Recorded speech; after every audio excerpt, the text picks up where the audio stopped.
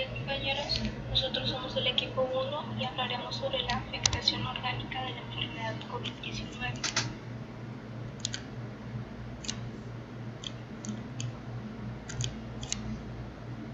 Mi nombre es Stephanie Elizabeth González Hernández y comenzaré con el primer tema sobre lo que es la afectación orgánica de la enfermedad COVID-19. Bueno, compañeros, empezando el tema de afectación orgánica de la enfermedad COVID-19. Actualmente se sabe que esta es una enfermedad multisistémica que nos va a afectar especialmente a nivel endotelial. El nivel endotelial está conformado por células planas endoteliales. Estas se encuentran en todos los vasos sanguíneos, es la capa más interna de ellos. Así como se muestra en la imagen, es la capa la más interna, viéndolo de afuera hacia adentro. La catalogan como una enfermedad respiratoria, pero también puede presentar complicaciones neurológicas renales, digestivas y de otros órganos. Especialmente en las personas que tienen enfermedades cardiovasculares o renales, estas tienen un mayor riesgo de muerte. Afectación pulmonar. Varios médicos comentan que la tos y la disnea, que es la dificultad respiratoria, pueden desencadenar el síndrome de distrés respiratorio agudo. Este es una afección caracterizada por la acumulación de líquido en los sacos de aire de los pulmones. Esto no permite que el oxígeno llegue a los órganos.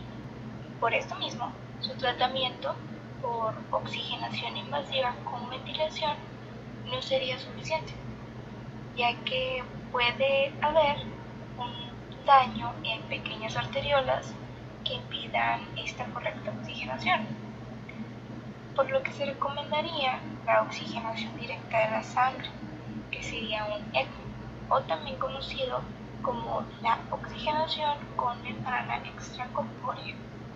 Hallazgos necrópsicos en pulmón. Las diferentes exploraciones en pulmones afectados por diferentes enfermedades como el COVID-19, el síndrome respiratorio agudo y el síndrome de distrés respiratorio agudo nos permiten entender de qué forma afectan a los pulmones. En un estudio en el que se realizaron más de 37 autopsias, se encontraron varios datos compatibles en pacientes que padecían COVID-19. Entre los más dominantes estaba el daño alveolar difuso con membranas hialinas, una leve respuesta mononuclear, vasos trombosados, hemorragia significativa. Estos últimos tres componen lo que son las microangiopatía trombótica, también conocida como MAT, microtrombos dentro de pequeñas arterias pulmonares, edema intersticial y leucopenia. También se encontraron otros datos más raros, no tan comunes. Uno de ellos es la bronconeumonía focal superpuesta, similar a la que ocurre por bacterias. En uno de los estudios que se estaban realizando para determinar las diferentes afecciones que provoca el COVID-19 en el cuerpo humano, más específicamente en los pulmones,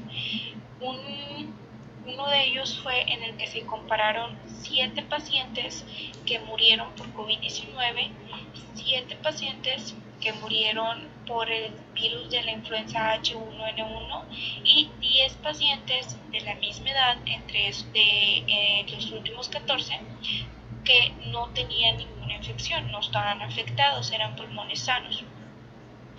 De ellos, los datos más a destacar en el COVID-19 fue la presencia de daño alveolar difuso con infiltración perivascular de células T.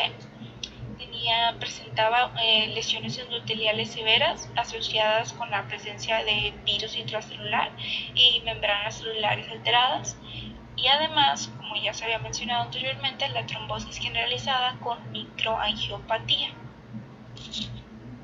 Hipoxia silenciosa, fenotipo L y fenotipo H.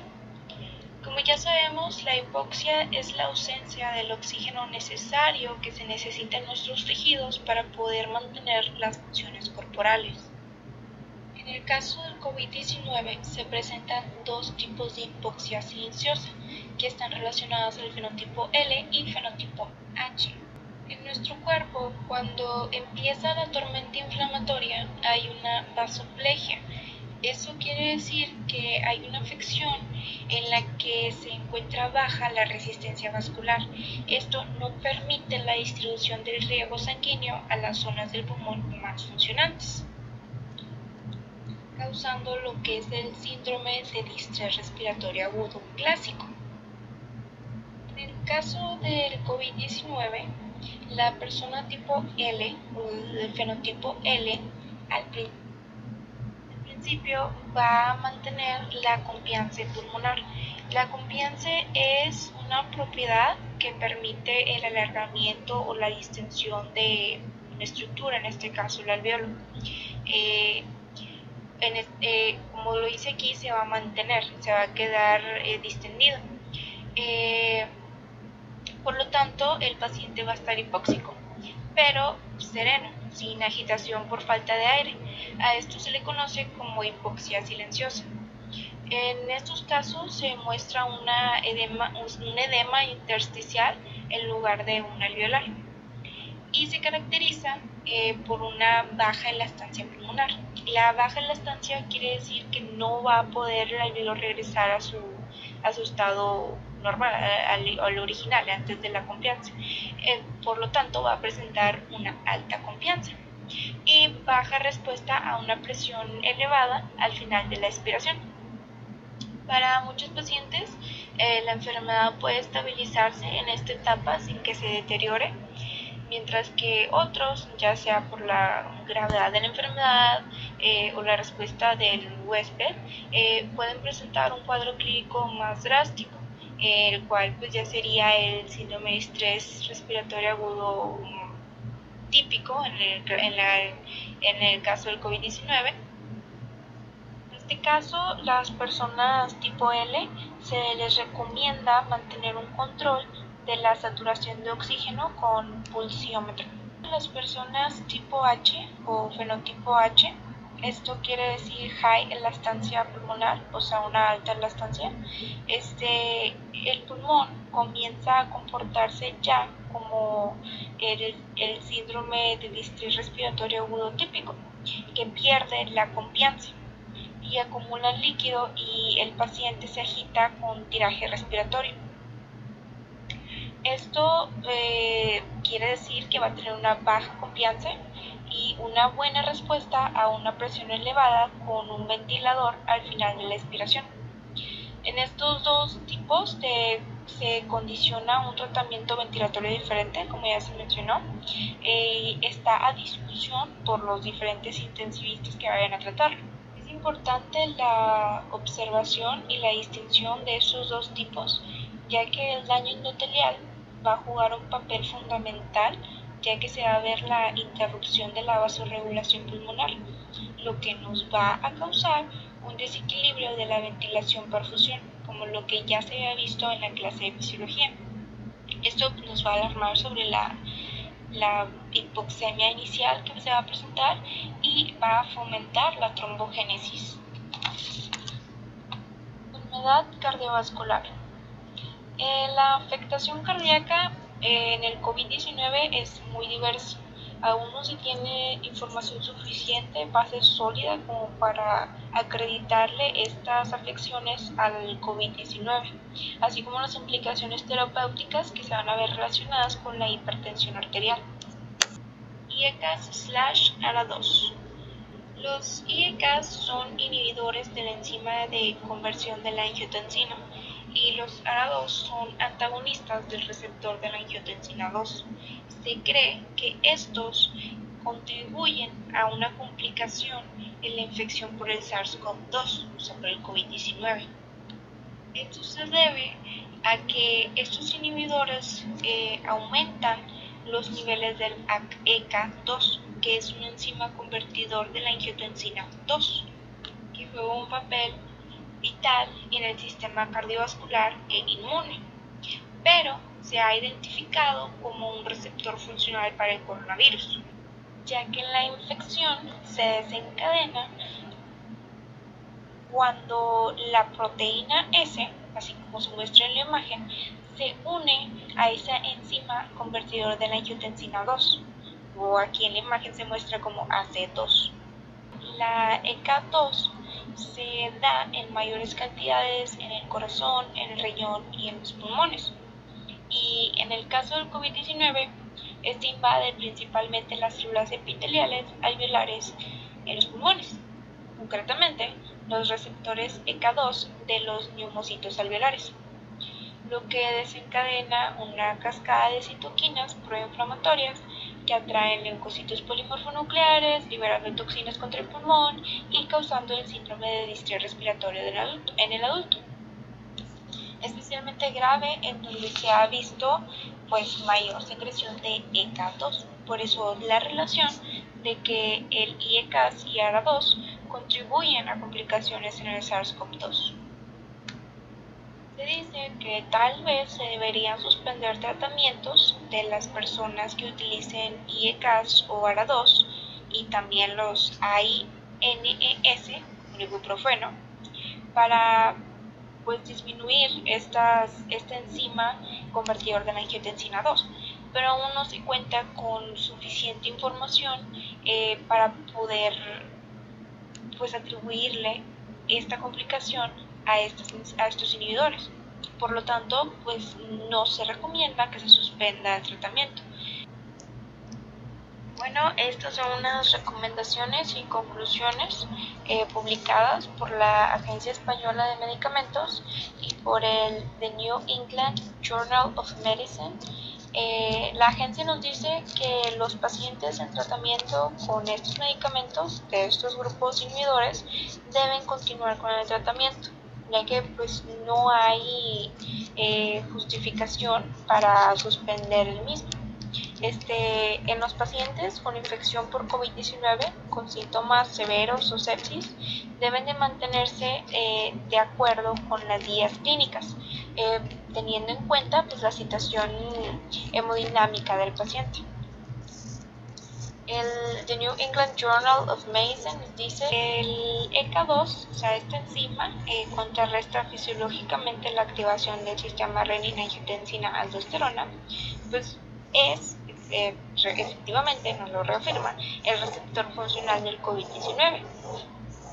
Se han estado haciendo estudios preclínicos en animales que han sugerido que los inhibidores del sistema pueden aumentar la expresión del ECA2, lo que genera dudas sobre su seguridad en pacientes con COVID-19, por lo mismo que se menciona que se tiene dudas de si se seguiría o se suspendería el tratamiento de los inhibidores. Pero no hay suficientes datos disponibles para determinar si estas observaciones se traducen fácilmente en humanos, porque esto ocurre en animales. Y se reitera que se sigan utilizando estos inhibidores, ya que si hay pacientes de alto riesgo, el retirarlos bruscamente podría ocasionar inestabilidad clínica y resultados adversos para la salud de la persona. Miocarditis. En Wuhan, China, se realizó un estudio observacional en el que se observó lesión cardíaca en el 19.7% de los pacientes con enfermedad por COVID-19, y esto lo tomaron como un predictor independiente de mortalidad hospitalaria, ya que se dio un 51.2% de mortalidad sobre el 4.5% de aquellas personas que no presentaban lesión cardíaca. En otras palabras, una persona con una lesión cardíaca tendría un 50-50 de probabilidades de sobrevivir a esta enfermedad. En muchos casos, los pacientes ya presentaban daño miocardio previo o hubo una elevación de troponina durante la agravación de la enfermedad. Por lo tanto, pues no es posible determinar si la lesión miocárdica es un marcador de riesgo independiente del COVID-19 o si está relacionado con un fallo multiorgánico, por lo que no se puede atribuir con certeza al virus. Insuficiencia cardíaca. En pacientes hospitalizados se evidencia insuficiencia cardíaca en alrededor del 50% de los pacientes fallecidos y en el 5 y 10% de los recuperados. Como en todos los aspectos que se discuten, los trastornos cardiológicos ocurridos en plena tormenta citoquímica e inestabilidad hemodinámica son muy difíciles de evaluar, por lo tanto no puede atribuirse con certeza al virus. Hola, buenos días. Mi nombre es Melissa Hernández y hoy les quiero hablar sobre un tema muy importante que se está viendo actualmente. A medida que vamos avanzando y en tan poco tiempo, vamos encontrando e investigando sobre una pandemia que se ha visto mundialmente acerca de un virus llamado COVID-19, que se considera una enfermedad multisistemática con afectación predominante endotelial. Esta enfermedad puede afectar a cualquier persona sin importar su raza o grupo étnico. El COVID-19 afecta de distintas maneras en función de cada persona. La mayoría de las personas que se contagian presentan síntomas de intensidad leve o moderada y se recuperan sin necesidad de hospitalización. Por otro lado, veremos las complicaciones neurológicas renales, digestivas y de otros órganos. Esto es un avance de fisiopatología y de enfermedad gracias a los estudios retrospectivos observativos de los pacientes de China, España, Italia, entre otros países, de los cuales se han visto muchos resultados por medio de autopsias que se están haciendo para así poder avanzar un poco más hacia esta situación mundial. Bueno, ahora empezamos con la primera diapositiva, donde vamos a hablar acerca de la patología tromboembolismo venoso.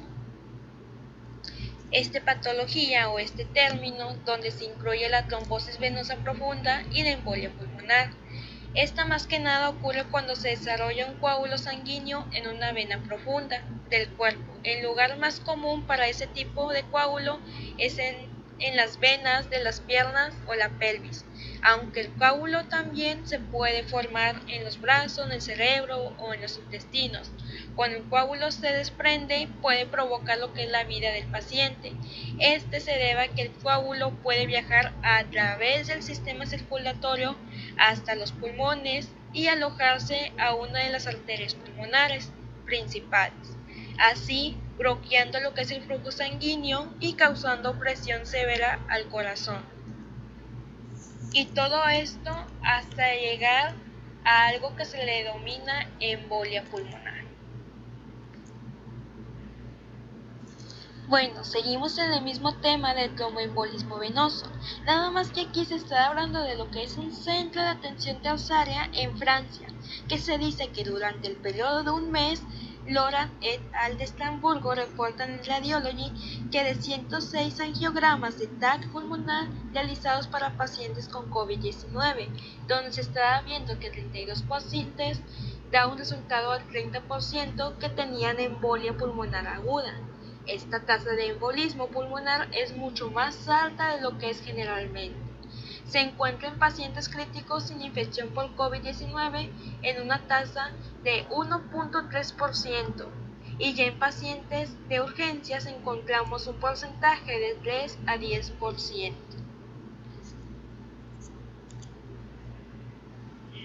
Y ahora estaremos hablando sobre Grillet et al del Centro Hospitalario Universitario de Besançon en Francia, donde aquí señalan que una alta proporción, a un aproximado 23% de pacientes con COVID-19 con una tomografía axial computarizada de contraste que tenían embolismo pulmonar, que esta se diagnosticó a los 12 días desde el inicio de los síntomas.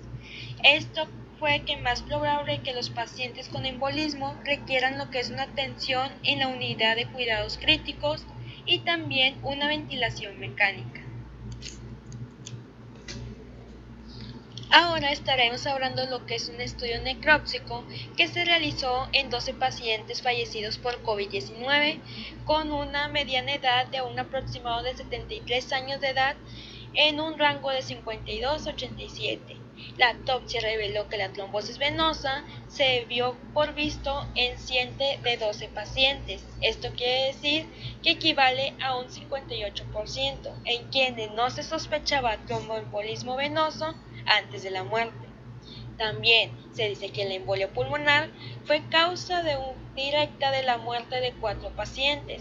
En todos los pacientes se dice que se detectó ARN del COVID-19 en el pulmón y se detectó a altas concentraciones. Bueno, ahora seguimos con el siguiente tema que se llama trombosis arterial. Evidentemente suenan enfermedades similares con el tromboembolismo venoso, que fue el tema anterior. Sin embargo, los mecanismos fisiopatológicos por los cuales ocurren tienen cierta variación. Porque cuando nosotros hablamos acerca de una trombosis arterial, lo primero que se nos viene a la mente es una obstrucción del flujo en la sangre que existe en el largo arterial, pero cuando hay una obstrucción de las arterias estamos hablando más que nada de las plaquetas.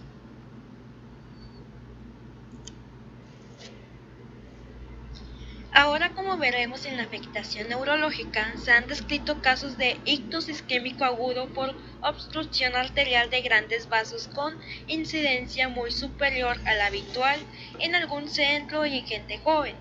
A esta patología también se le puede conocer como un accidente cerebrovascular o embólico, también trombosis, ya que un ictus ocurre cuando un vaso sanguíneo lleva sangre al cerebro y ésta se rompe o hace un taponamiento por un coágulo o alguna otra partícula. Y pues asimismo se pueden reportar casos de pacientes jóvenes y aparentemente sanos con COVID-19 que presentaron isquemia aguda de extremidades sin aterosclerosis, fibrilación auricular o trastornos de coagulación sanguínea preexistentes. Al igual que también se dará mención en este tema sobre los fenómenos trombóticos, son universales y se han evidenciado infartos renales, esplénicos o intestinales. Ahora vamos con el siguiente tema que se llama trombosis microvascular. Los estudios de autopsias que se han hecho en algunas personas que han muerto de COVID-19 han demostrado la trombosis microvascular en los pulmones. Sin embargo, algunas alteraciones microvasculares trombóticas se manifiestan de forma aguda, en ocasiones comprometiendo la vida del paciente. En sí, el mecanismo no está claro y puede implicar hipercoagulabilidad, lesión endotelial directa, activación de complemento u otros procesos. Existen estudios en marcha sobre aspectos relacionados con microangiopatía trombótica o tratamientos relacionados con estas hipótesis como eculizumab. Eculizumab es un tipo de tratamiento de trastornos de sangre. En cambio, también se puede utilizar plasmaferesis, que este también es conocido como recambio plasmático terapéutico, que se define como un técnico o procedimiento terapéutico de depuración sanguínea, lo cual consiste en la extracción de un volumen determinado de plasma. Bueno, ahora pasaremos a lo que es el SARS. El SARS se considera como un síndrome respiratorio agudo grave. Actualmente el virus se transmite en pequeñas partículas que permanecen en el aire varias horas. Esto es muy relevante para el contagio en espacios cerrados, donde un portador puede contagiar a los que están en su habitación más allá de los 2 metros. De aquí la importancia de reducir la densidad de personas en espacios interiores, de ventilarlos frecuentemente más que nada, y de que cuando 2 o más personas trabajen en el mismo espacio utilicen lo que es una mascarilla. Bueno, ahora seguimos en el mismo tema sobre SARS, nada más que aquí habla sobre Koch, Chin y Colts, que realizaron un análisis retrospectivo en 536 pacientes con SARS-CoV-1 con creatinina plasmática normal en la primera presentación clínica. Esto dio de resultado a que 36 pacientes de un porcentaje de 6,7% desarrollaron insuficiencia renal aguda, que ésta se produjo con una duración media de 20 días, de un rango de 5 a 48 días, después de lo que fue el inicio de la infección viral. Por otro lado, la tasa de mortalidad fue significativamente mayor entre los pacientes con SARS y los pacientes con insuficiencia renal aguda, en comparación con aquellos sin insuficiencia renal, ya que los que tienen SARS e insuficiencia renal aguda tienen un porcentaje de 91,7% y los que no tienen insuficiencia renal tienen un porcentaje de 8,8%. Ahora vamos a hablar sobre la insuficiencia renal aguda y el SARS, ya que aquí se presentó lo que es una biopsia renal realizada en lo que son 7 pacientes fallecidos, donde reveló que en todos ellos una necrosis tubular predominante aguda sin evidencia de patología glomerular. Por lo tanto, la insuficiencia renal aguda es poco frecuente en el SARS, pero es condicional a un pronóstico negativo muy importante. No obstante, Ding et al. Mediante hibridación in situ encontraron el virus SARS en el tracto gastrointestinal y en el túbulo contorneado distal. Y pues estos resultados surgieron que además del sistema respiratorio, otros órganos con SARS detectable también pueden ser objetivos de infección por SARS-CoV-1. Y por consiguiente, además de propagación viral a través de una vía respiratoria, el SARS también puede excretarse a través de heces y de orina, lo que podría conducir a una transmisión del virus.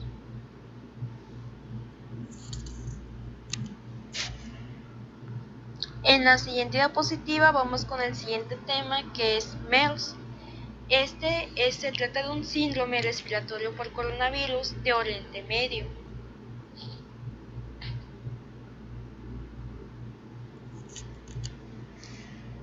Y en cuanto a la afectación renal en una serie de 30 pacientes, se considera que el 60% y el 73,3% mostraron lo que son resultados positivos de albumina y sangre en las pruebas con tira reactiva respectivamente. El otro 50% de los pacientes mostraron una relación de albumina y creatinina en la orina de más de 100 miligramos. Además, el 26,7% de los pacientes mostraron insuficiencia renal aguda. Y pues la insuficiencia renal aguda es pues uno de los más daños de MERS. Cuando comparamos esta afectación renal con la afectación renal de SARS, la insuficiencia renal aguda en pacientes con MERS ocurrió considerablemente antes, con un tiempo medio de aparición de 11 días en lugar de 20 días para el SARS, según la literatura. Y pues algo que aún no conocíamos del COVID-19, y es que, como demuestra el estudio de Ekerle y Colts, si el riñón realmente constituye un sitio de replicación primaria del virus, la eliminación del virus en la orina podría proporcionar una posible fuente de transmisión de persona a persona, especialmente entonces de atención médica o entre contactos familiares cercanos.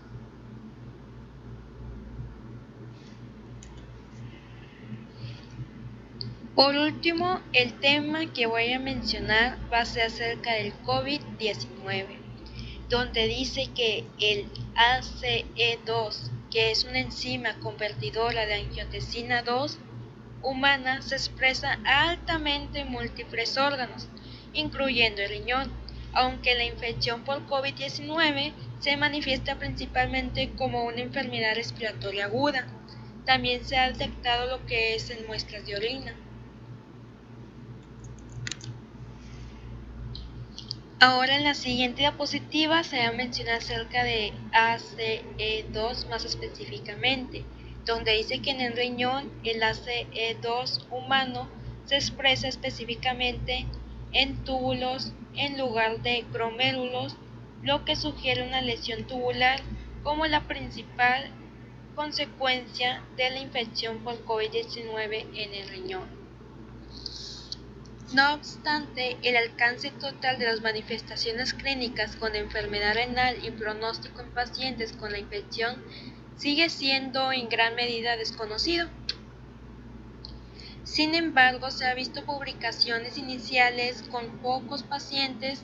Se reportó una incidencia de insuficiencia renal aguda en pacientes con infección por COVID-19 relativamente baja, que da un porcentaje de 3 a 9%.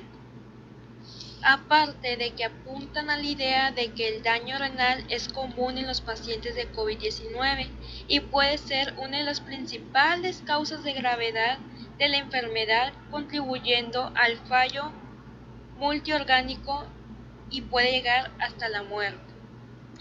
Por consiguiente, la monitorización de la función renal se dice que es muy importante, como lo es también el inicio del tratamiento continuo y precoz del fallo renal con las terapias continuas.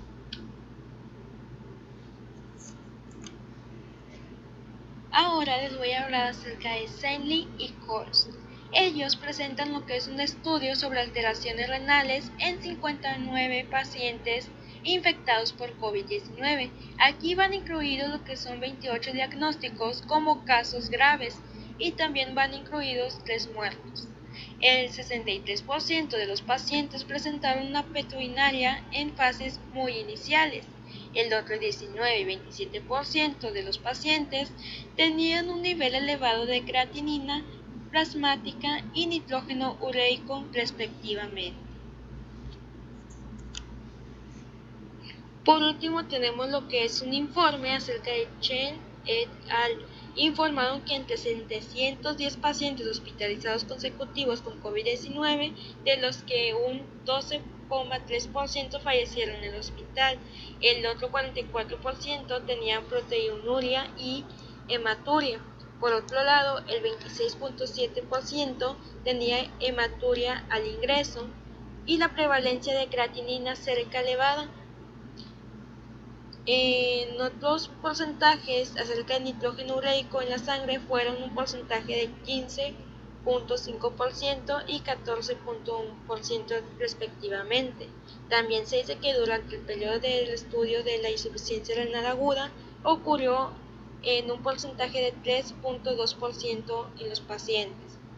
La insuficiencia renal aguda podría ser causada por el COVID-19, que ingresa en las células a través de ACE2, que se expresan altamente en el riñón. Pero si la insuficiencia renal aguda del COVID-19 es causada por lo que es un efecto citopático inducido por coronavirus o por la respuesta inflamatoria sistemática inducida, es algo aún por lo que se tiene que determinar. Mi nombre es Noemí Alexandra Muñiz Valdés y yo voy a continuar con la insuficiencia renal aguda. Esto ocurre básicamente cuando los riñones pierden la capacidad de filtrar los desechos de la sangre. Mi nombre es Noemí Alexandra Muñiz Valdés y yo voy a continuar con la insuficiencia renal aguda. Esto ocurre básicamente cuando los riñones pierden la capacidad de filtrar los desechos de la sangre. Esta no es frecuente en el COVID-19, pero si se desarrolla hipoxia, inflamación o sepsis, puede ser más probable y propenso de que la padezcas. Los resultados del estudio de la institución china Wuhan reflejan a los pacientes hospitalizados, la mayor parte sufrió neumonía y la minoría de insuficiencia renal aguda. Fuera de China, Nueva York, con un menor número de casos, pero un alcance más amplio, de los 1.150 solo hospitalizaron a 257, un equivalente de un 22%, y el 75% de ese porcentaje sufrió un estado crítico, y estos requirieron un tratamiento sustitutivo de la función renal. Otra institución también hizo una recopilación de datos sobre 5.449 pacientes que desarrollaron insuficiencia renal aguda en diferentes grados y magnitudes. Esta se observó principalmente en pacientes con insuficiencia respiratoria COVID-19. En uso de respiración mecánica puede aumentar la susceptibilidad de insuficiencia renal aguda que en alguien en quien no. También influyen factores como la edad, la raza y enfermedades, y estos serán considerados como los factores de riesgo. Gracias a la presencia de la insuficiencia renal aguda, se confirió un mal pronóstico del COVID. Se define que la afectación renal es por 3 posibles mecanismos. La liberación de la interleucina 6, entre otras, ocasiona la inflamación intrarrenal, el aumento de la permeabilidad vascular, la disminución del volumen y cardiomiopatía. Por otro lado, también tenemos el aumento de la concentración sérica de la interleucina 6 en la insuficiencia renal aguda, se le asociará a mayor permeabilidad alveolo capilar y hemorragia pulmonar. Y por último, los efectos sistémicos como hipercalcemia, sepsis, exceso de líquido, etc. Continuamos con la afectación ocular, que es la irritación de la membrana que recubre la parte posterior del párpado, y globo ocular, la conjuntiva. En un estudio realizado en China que incluye 38 pacientes con COVID-19, 12 tuvieron manifestaciones oculares como conjuntivitis, hiperemia conjuntival, muy conocida como ojos rojos, la quemosis, que también puede ser el edema en la conjuntiva. También tenemos la epífora, que esta es también la inflamación de la superficie ocular o el aumento de las secreciones.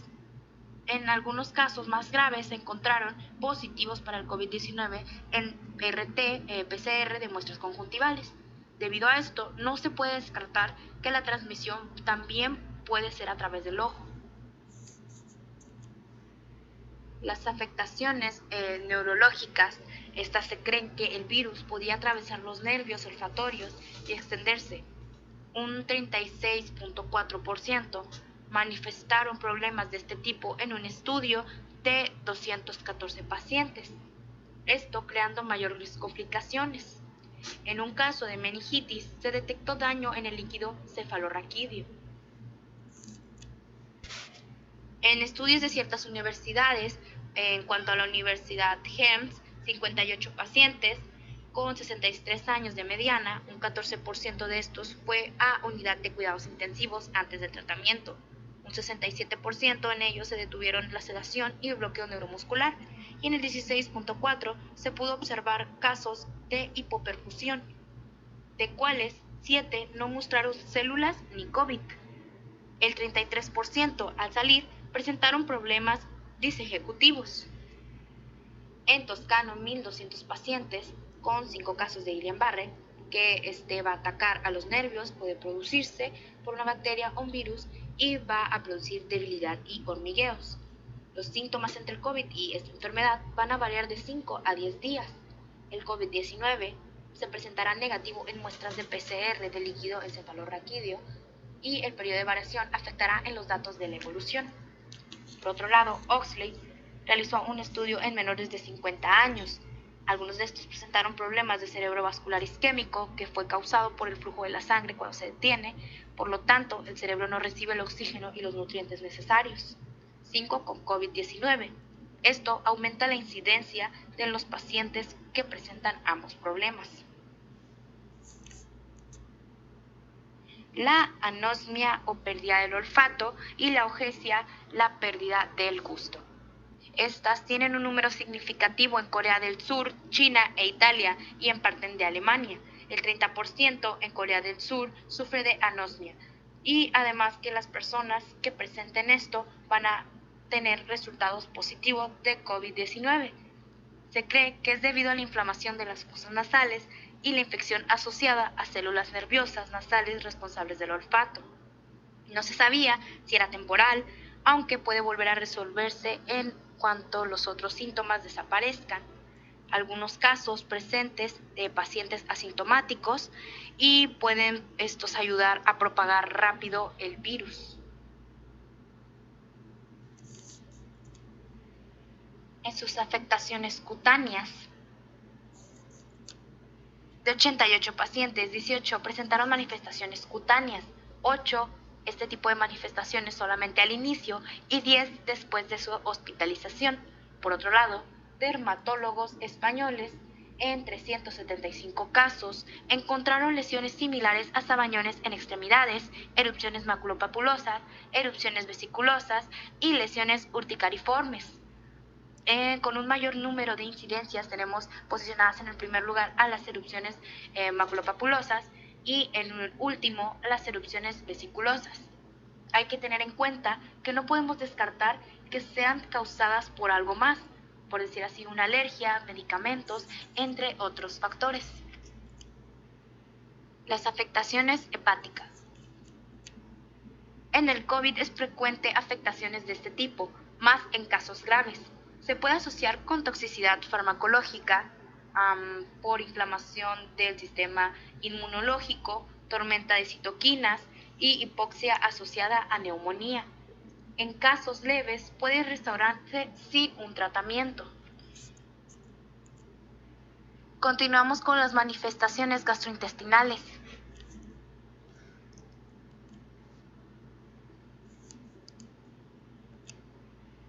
Podemos observar un mayor número de casos de anorexia a comparación de dolor abdominal, más frecuente en pacientes graves que en pacientes que no están graves.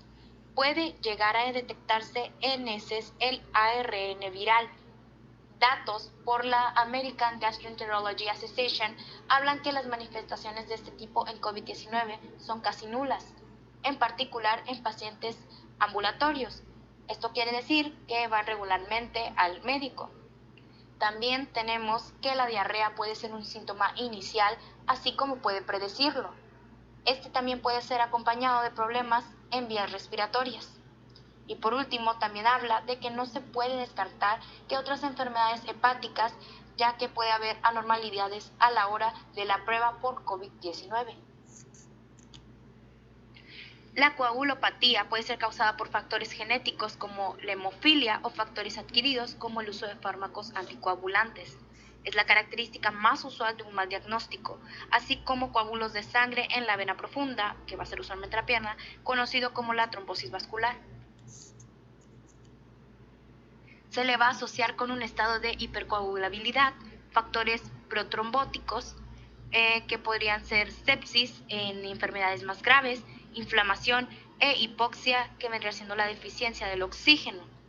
El 20% fallecieron con un número menor de 100.000 plaquetas.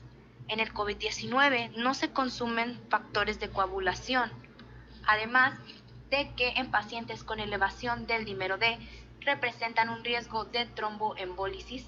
Por ello, resulta útil la heparina de bajo peso molecular, no solo por protección, también por efectos antiinflamatorios.